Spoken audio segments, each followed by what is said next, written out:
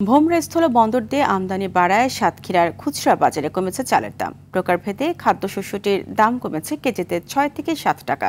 তবে আমদানি না হওয়ায় আগের দামে বিক্রি হচ্ছে নাজিরশাহ ও কাটারি জাতের চিকন চাল। গেল আড়াই মাসে এই বন্দর দিয়ে আমদানি হয়েছে প্রায় ২,২০,০০০ মেট্রিক টন চাল।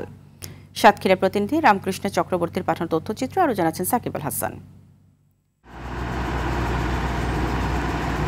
দেশের অভ্যন্তরীণ বাজারে চালের দাম স্থিতিশীল রাখতে ২৪২টি প্রতিষ্ঠানকে ৫ লাখ টন চাল আমদানির অনুমোদন দেয় সরকার। গেল ১৯ আগস্ট থেকে সাতক্ষীরার ভোমরা স্থলবন্দর দিয়ে আমদানি হয়েছে রত্না ও স্বর্ণা জাতের ২,২০,০০০ মেট্রিক টন চাল। আগামী ৩০ নভেম্বর পর্যন্ত চাল আমদানি করতে পারবে সরকার অনুমোদিত আমদানিকারক প্রতিষ্ঠানগুলো।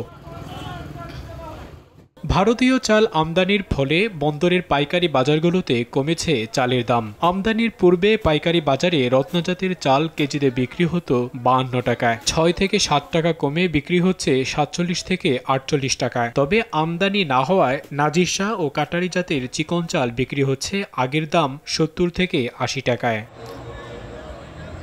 বন্দর থেকে এসব চাল ছড়িয়ে যাওয়ায় স্থিতিশীল হচ্ছে অভ্যন্তরীণ বাজার। আমদানিকৃত এই চালগুলো বন্দর থেকে দেশের বিভিন্ন অঞ্চলে ছড়িয়ে ছিটিয়ে যাচ্ছে, যার কারণে অভ্যন্তরীণ বাজারে পণ্যের চালের দাম স্থিতিশীল আছে। পশ্চিমবঙ্গের বর্ধমান জেলা থেকে ভোমরা স্থলবন্দর দিয়ে দ্রুত ও সহজে চাল আমদানি করতে পারায় আমদানিকারকদের পছন্দের শীর্ষে এই স্থলবন্দর।